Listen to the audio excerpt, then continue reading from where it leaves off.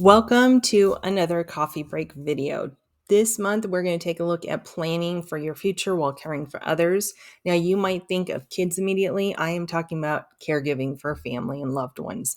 53 million Americans are dealing with caregiving and still working. It's a huge number of us.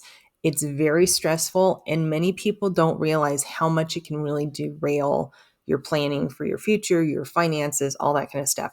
So we're going to take a look at just 5 different areas. They're going to be a little bit overlapping, but we still want to get into some of the things that maybe you hadn't considered if you're not in that situation already, or if you are, some things that you can think about for yourself and for maybe how to catch up after this period is done.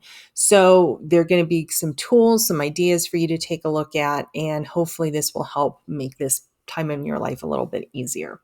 So just quickly, if you are new here, what is Coffee Break? Coffee Break is made for 401k participants, meaning you're an employee someplace, you get offered a 401k, you're either contributing or you're not.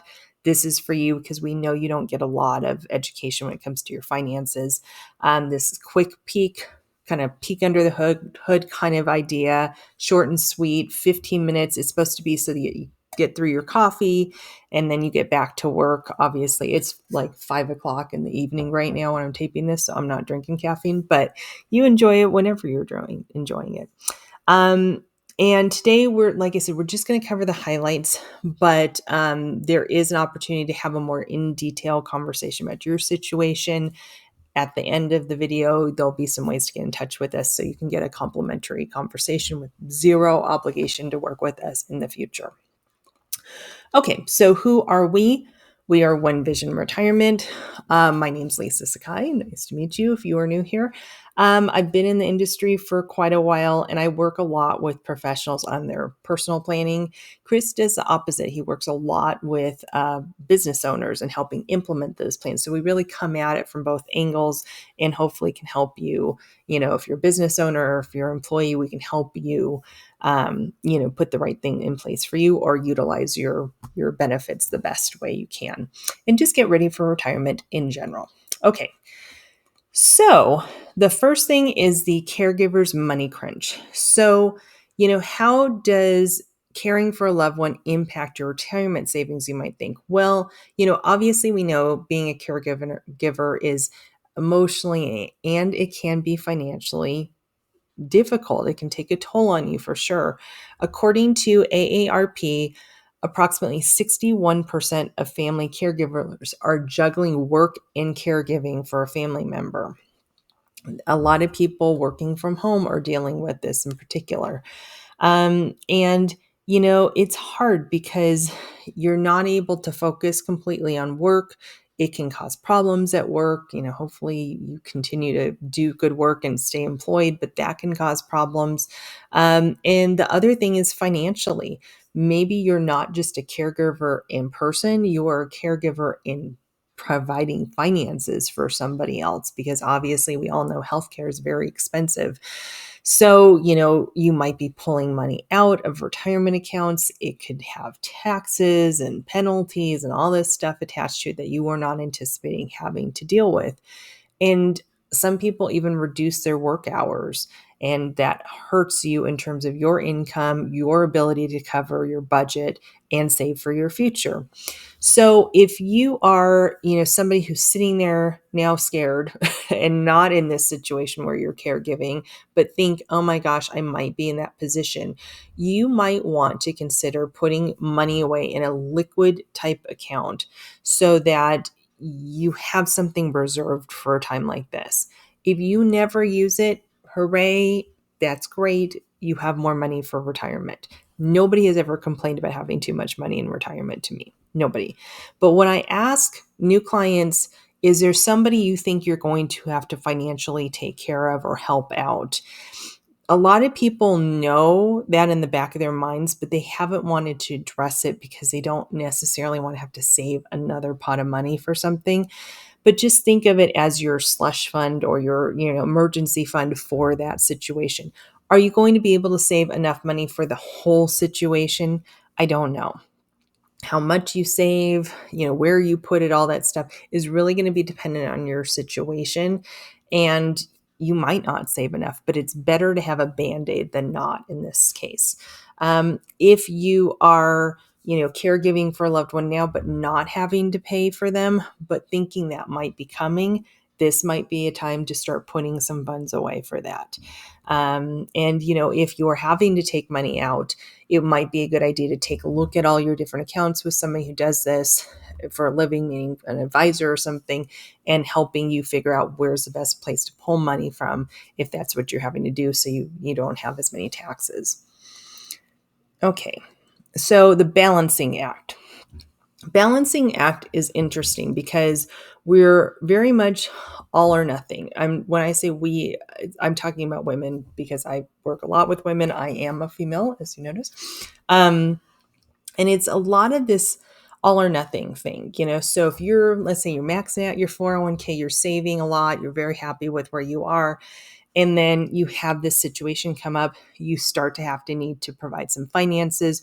We now just pull back to zero. And there is a balancing act that can happen, because what the biggest thing is I hear from people who are in this situation of caregiving is they want to break the cycle.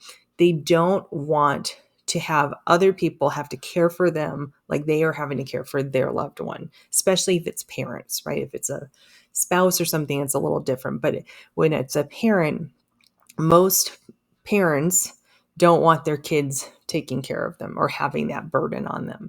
And so if you're in the caregiving position, a lot of times it's, how do we not do this again? But when you're in the thick of it, you're not thinking about that.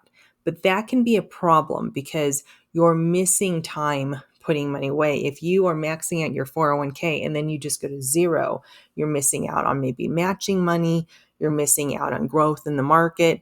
So remember, it's not about all or nothing. Maybe it's not maxing out your 401k, but putting in, $200 a month or going up to the match or whatever that is.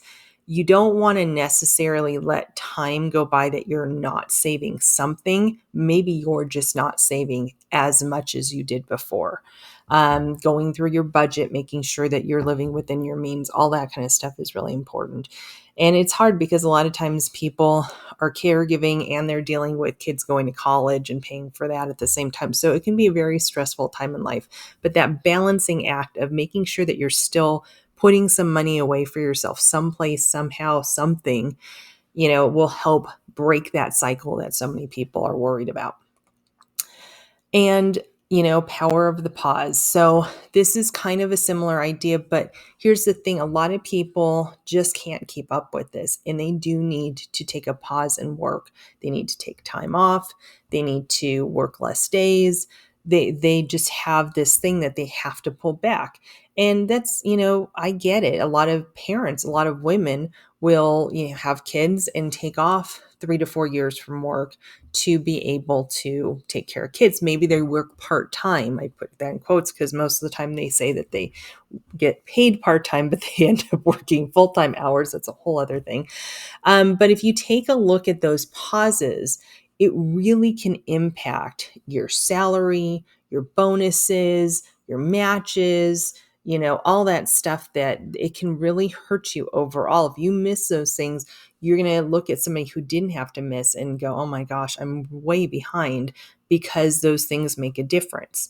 And so before you just take a break, I would really tell you to reach out to HR and find out what your different options are. Are you able to work part-time and still contribute to the 401k? Are you able to use some resources that they have? I guarantee you, if you're at a bigger company, you are not the first person to be going through this. They will have some resources or some kind of help for you in some respect. If they don't, I would be shocked. And then if you do have to take complete time off and you don't have your 401k to contribute to, maybe find a different type of an account, an IRA, a Roth IRA, maybe just a brokerage account, something that you can contribute to and keep up to. Now, you don't have to do the max contribution. You can just do what you can do, but finding some place to save for your future will help make that gap much smaller, and you will be very happy you did. So when you're done with all of this, How do you catch up? Okay, so I kind of talked about, not going to zero, keeping savings going. That has kept you in the habit of savings, thinking about savings, putting some money away, that kind of thing. That helps tremendously when you are finally through this period. Hopefully, your loved one just got better rather than, passing. But essentially, you're at this point that you're starting to be able to put money away again. How do you do it?